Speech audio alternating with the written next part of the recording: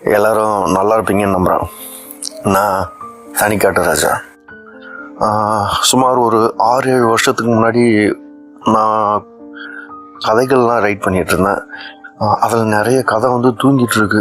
ஒரு சில கதைகள் வந்து வீடியோவாக ஆடியோவாக கன்வெர்ட் பண்ணி யூடியூப்பில் அப்லோட் பண்ணிகிட்டு இருந்தேன். ஸோ எல்லா கதையும் அப்லோட் பண்ணிடணும். பாவம் அந்த கதையெல்லாம் ஏன்டா எங்களை எழுதுனேன், நாங்கள் பாடுறா சும்மா கடகரண்டா, எங்களை ஒரு ஆடியோவாக வீடியோவாக ரெடி பண்ணி யூடியூப்லேயாச்சும் போட்டு விட்றா, நாங்கள் அங்கேயாச்சும் வந்து வாழ்ந்துட்டுருப்போம் அப்படின்னு ரொம்ப என்னை ஹர்ட் பண்ணுறாங்க. எனக்கும் அதுக்கான டைம் கிடைக்கல. ஸோ எனக்காச்சும் ஃப்ரீ டைம் ஒரு 3 hours 4 hours கிடைக்காதா, இது மாதிரி வந்து வீடியோவெல்லாம் அப்லோட் பண்ணி போட்டுடலாம், நம்ம எழுதின கதைக்கெல்லாம் உயிர் கொடுத்துடலாம் அப்படின்ட்டு முடிச்ச வரைக்கும் போராடுறோம். அந்த 3-4 மணி நேரம் ஒன்றா சேர்ந்தா மாதிரி கிடைக்க மாட்டேங்குது. அதுதாங்க ரொம்ப மனசளவில் கஷ்டம். ஒரு வீடியோ அப்லோட் பண்ணுறது கூட டைம் இல்லாத அளவுக்கு வாழ்க்கை போயிட்டுருக்கு. சரி, okay, come to the story. And என்னை திட்டாதீங்க, ஏன்னா நான் சொல்கிற கதை பெரும்பாலும் வந்து லவ் ஸ்டோரியாக தான் இருக்குது. ஏன்னா இப்போ தனியாக சுற்றிட்டு இருந்தேன்ல, லவ்னு லவ் கதையாகவே எழுதிட்டேன். ஸோ மேபி இன்னும் ஒரு 40-50 கதை தான் இருக்குன்னு நினைக்கிறேன். அதை மட்டும் அக்செப்ட் பண்ணிக்கோங்க. அதுக்கப்புறம் கண்டிப்பாக வந்து நல்ல நல்ல மோட்டிவேஷ்னல் ஸ்டோரிஸ் அந்த மாதிரியான கதையெல்லாம் கூட எழுதிருக்கேன், அதையும் அப்லோட் பண்ணுறேன். Okay, come to the story. இந்த கதைக்கு பேர் வந்து ரொம்ப கேவலமாக வச்சுருக்கேன், சிம்பிள் லைஃப் சீக்ரெட் லவ். எனக்கு இந்த கதையோட பேர் மேலே அவ்வளோவா இன்ட்ரெஸ்ட் வரல. பட் ஆனால் கதை படிக்கிறப்ப எனக்கு ரொம்ப பிடிச்சிருந்துச்சி. அண்ணா பாரா, நான் எழுதின கதை போலடாது, படிக்க நல்லா தான் இருக்குது அப்படின்ற மாதிரி இருந்தது. ஓகே, ஒழுங்கா ஓடி போயிரு, இல்லை கொன்றுவேன். உங்களை சொல்லலைங்க, இது வந்து ஒரு மெசேஜ். இந்த மெசேஜ் வந்து பூஜாவோட மெசேஜுக்கு அந்த பையன்கிட்ட இருந்து வர ரிப்ளை பெரும்பாலும் இப்படி தான் இருக்கும். மனசில் நினச்சிப்பா, இவன் என்ன லூஸா, நம்மளா தேடி போய் மெசேஜ் பண்ணுறோம், ஓடி போயிருன்னு திட்டுறான், ஒருவேளை நம்மக்கிட்ட நல்லவ மாதிரி ஆக்ட் பண்ணுறான்னா. வேறு சில நம்பர்லேருந்து மெசேஜ் பண்ணி பார்த்தாலும் ரிப்ளை வராது. இல்லைன்னா ஹூஸ் திஸ் அப்படின்னு கேட்டுட்டு அன்வான்ட் மெசேஜ்னு புரிஞ்சதும் சேம் ரிப்ளை, ஓடி போயிடணும். அப்புறம் தான் இவனும் புரிஞ்சுக்கிட்டா, அவன் நடிக்கலை, அவன் கேரக்டரே அப்படி தான் போல. இப்படி கூட யோசிச்சு பார்த்தா, ஒருவேளை முக்கியமான இடத்துல எதுவும் அடிபட்டுருச்சா, அதான் பொண்ணுங்களை அவாய்ட் பண்ணுறானா.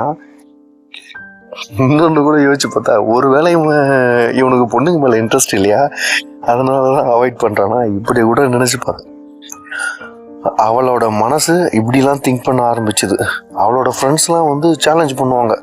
அந்த பொண்ணு கூட சில பொண்ணுங்க இருப்பாங்கள்ல, அந்த பொண்ணெல்லாம் வந்து சேலஞ்ச் பண்ணாங்க. அவங்ககிட்ட பேச ட்ரை பண்ணி அசிங்கப்பட்டது தான் மிச்சம். அப்புறம் சொல்லுவாங்க, ஹே இவன்லாம் ஒன்றும் அவ்வளோ ஒர்த்து இல்லடி, ரொம்ப பண்ணுறான், வேற ஆளை பாருடி அப்படின்னு. இப்போ ஹீரோட இன்ட்ரடக்ஷன். அவன் பேர் ராஜா, லோக்கல் பையன். ஹீரோயின் பேர் வந்து பூஜா. பூஜா வந்து ஆக்சுவலாக வெளியூர். அவங்க வந்து இங்கே பாண்டிச்சேரியில் ஹாஸ்டலில் தங்கி ஒர்க் பண்ணுறாங்க, டேட்டா என்ட்ரி ஒர்க். அன்னைக்கு அவங்க ஹாஸ்டலில் வாட்டர் பியூரிஃபையர் ரிப்பேர் ஆகிடுச்சு. ஒரு மினரல் வாட்டர் சப்ளை பண்ணுற கடைக்கு கால் பண்ணி தண்ணி கேன் கேட்டு கால் பண்ணாங்க அந்த நம்பருக்கு. அப்போ தான் அவனை ஃபஸ்ட்டு, அவங்க எல்லாருக்கும் தெரியும், அவனை ஃபஸ்ட்டு அப்போ தான் பார்த்தாங்க. வாட்டர் கேன் அவனோட காஸ்ட்லி பைக்கில் கொண்டு வந்தான். நிச்சயமாக அவனை பார்த்தா தண்ணி கேன் கடையில் ஒர்க் பண்ணுற மாதிரி தெரியல. Dressing sense, bike, speeching method படித்த பையனாக காட்டுச்சு. ஆஃபீஸில் ஒர்க் பண்ணுறவனா காட்டுச்சு. உடனே ஒரு ராஜா பேசுகிறார், ஹாய் மேடம், வாட்டர் கேன் கேட்டுருந்தீங்க. உடனே எங்கள் பூஜா வந்து நின்றுட்டுருக்குறாங்க. எஸ் நாங்கள் தான் கேட்டோம், இங்கே பியூரிஃபையர் மிஷின் ரிப்பேர் ஆகிடுச்சு, சரி பண்ண வர சொல்லி 1000 தடவை கால் பண்ணிட்டாங்க. அவங்க கம்பெனியில் தோ வரோம், ஆள் அனுப்புகிறோன்னு சொல்கிறாங்க, யாரும் வரவும் மாட்டுறாங்க, சரியான ரெஸ்பான்ஸும் இல்லை. உடனே ஒரு ராஜா சொல்கிறாரு, ஓ அப்படியா, நான் வேணும்னா பார்க்கட்டுமா ரிப்பேர். பூஜா வந்து ஒரு நிமிஷம் யோசிச்சுட்டு, சரி வாங்க, போயிட்டு 5 minutes செக் பண்ணவன் மேம் இது ஜஸ்ட்டு வந்து ஒயர் கட் ஆகி போயிருக்கு, மேபி எலி கடிச்சிருக்குன்னு நினைக்கிறேன், அவ்வளோதான் ப்ராப்ளம். அதை கட் பண்ணிவிட்டு கரெக்டாக கனெக்ஷன் கொடுத்துட்டு சுவிட்ச் ஆன் பண்ணோடனே ஒர்க் ஆக ஆரம்பிச்சிச்சு. எல்லாருக்கும் ஹாப்பி, ஆச்சரியம், தேங்க்ஸ் சொன்னாங்க. பரவாயில்லப்பா, இவங்க வந்து ஒரு ப்ராப்ளத்தை சால்வ் பண்ணிட்டான் அப்படின்னு எல்லாருக்கும் மேலே ஃபஸ்ட்டே வந்து ஒரு நல்ல அபிப்பிராயம் வர ஆரம்பிச்சிது. அப்போலேருந்து தான் வந்து அவனை வந்து பூஜாவுக்கு தெரியும். ஒரு நாள் ஒர்க் முடிச்சுட்டு ஹாஸ்டல் போக பஸ்ஸில் ஏறினான். ஆக்சுவலாக வந்து அவள் தங்கியிருக்க இடத்துலேருந்து அவர் ஒர்க் பண்ணுற இடத்துக்கு தூரம். ஒர்க் முடிச்சுட்டு அவள் தங்கியிருக்க இடத்துக்கு போகிறதுக்கு பஸ்ஸில் ஏறி தான் போயாகணும். அவகிட்ட ஸ்கூட்டிலாம் இல்லை, பார்த்தா ரொம்ப பணக்கார பொண்ணாலாம் தெரியல. பஸ்ஸில் ஏறினா ராஜாவும் அந்த பஸ்ஸில் தான் இருந்தான். இவன் ஏறத்துக்கு முன்னாடி அந்த பஸ்ஸில் தான் இருந்தான். இவ்வளோ கவனிச்சா. அப்போ அடுத்த ஸ்டாப்பில் பாண்டிச்சேரி இல்லையா, ஒரு 4 பேர் வந்து ட்ரிங்க்ஸ் பண்ணிவிட்டு குடிச்சிட்டு பஸ்ஸில் ஏறுறாங்க. ஏறின உடனே மொதல் சீட்டில் உட்காந்துருந்த ஒரு 45 வயசு பெரியவங்க லேடி கிட்ட கட்ட வார்த்தையெல்லாம் திட்டி ஏஞ்சி பின்னாடி போய் அப்படின்னு வந்து மிரட்டுறாங்க. அப்படியே அதை மனசில் நினச்சி பார்த்துக்கோங்க. 4 பேர் இருக்கானுங்க, 4 பேரும் குடிச்சிட்டு இருக்கானுங்க. பஸ் உள்ள வந்த உடனே அந்த அம்மா கிட்ட மரியாதை குறைவாக திட்டுறானுங்க.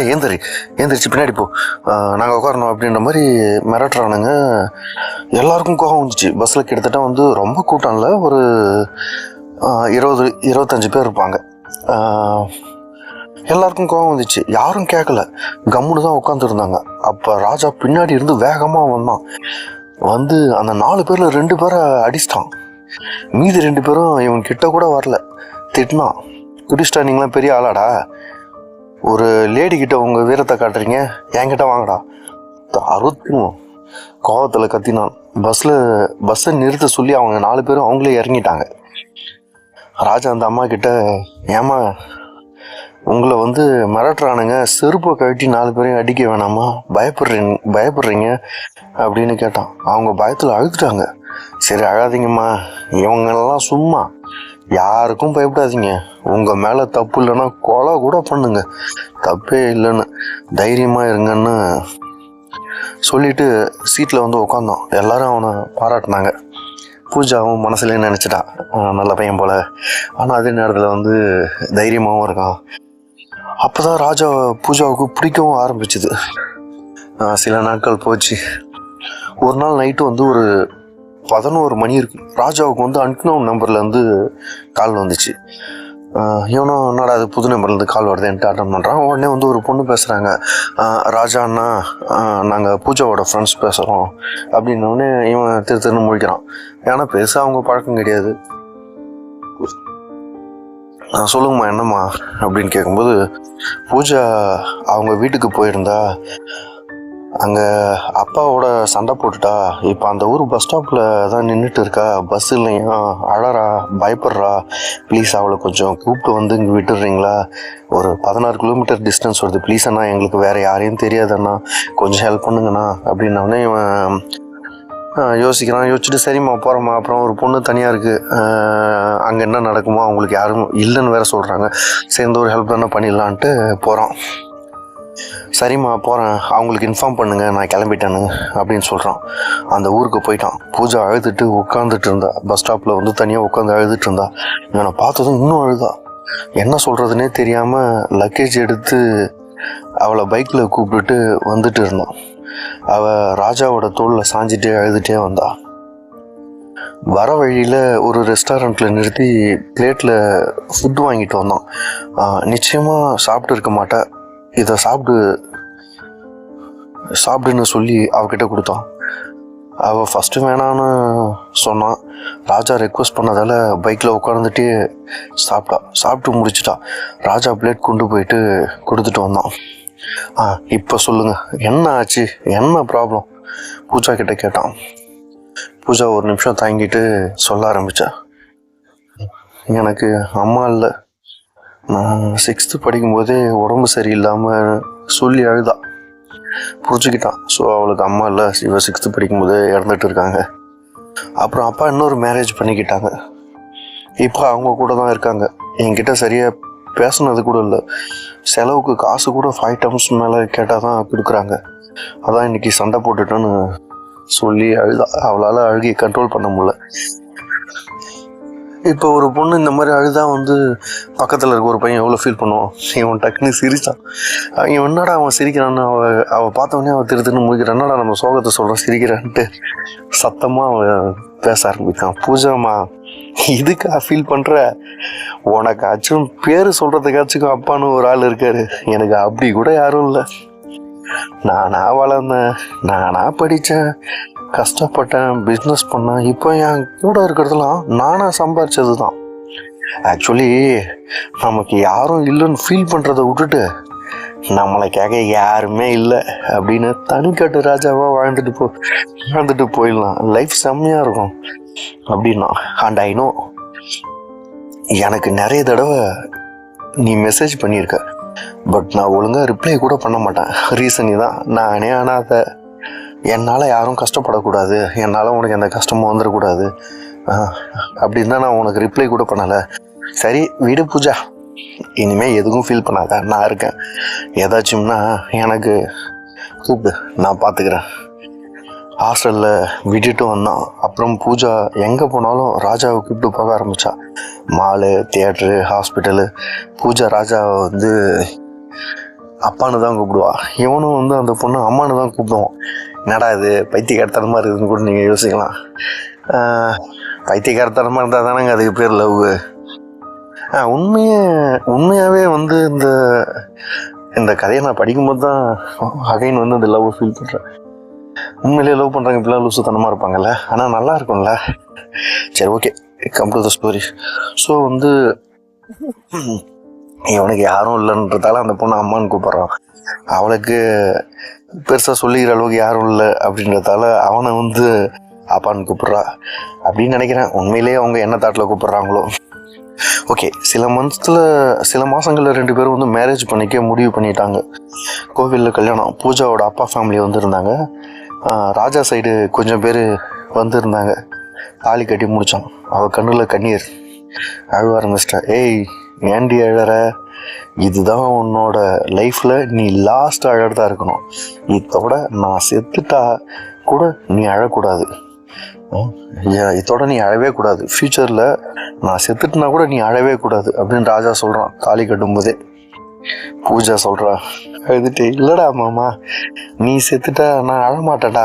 பிகாஸ் நானும் உன் கூட செத்துட்டு இருப்பேன்டா அப்படின்னு சொல்லிக்கிறாங்க. இங்கே பாருங்க, கல்யாணம் பண்ணுற நேரத்தில் கூட 2 பேரும் சென்டிமெண்ட்டாக பேசி எழுதுங்க. ராஜா பூஜாவை தோளில் சாய்ச்சிட்டு ஃபார்ஹெட்டில் கிஸ் பண்ணுறான்.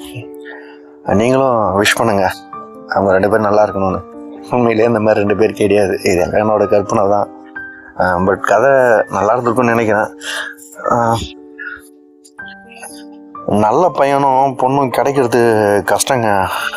அதையும் காரணம் காட்டி அவங்களாம் மிஸ் பண்ணாதீங்க. இருக்குல்ல, யாருக்காகவும் மிஸ் பண்ணாதீங்க. ஓகே, இன்னும் கொஞ்சம் கதைகள் இருக்குது. ஒன்று இந்த மாதிரி சொல்கிறேன். என்னால் ஃபோக்கஸ்டாக கரெக்டாக 100% சரியாக சொல்ல முடியல. ஏன்னா நான் ஒன்றும் எனது பேச்சாளர் கிடையாது. ஸோ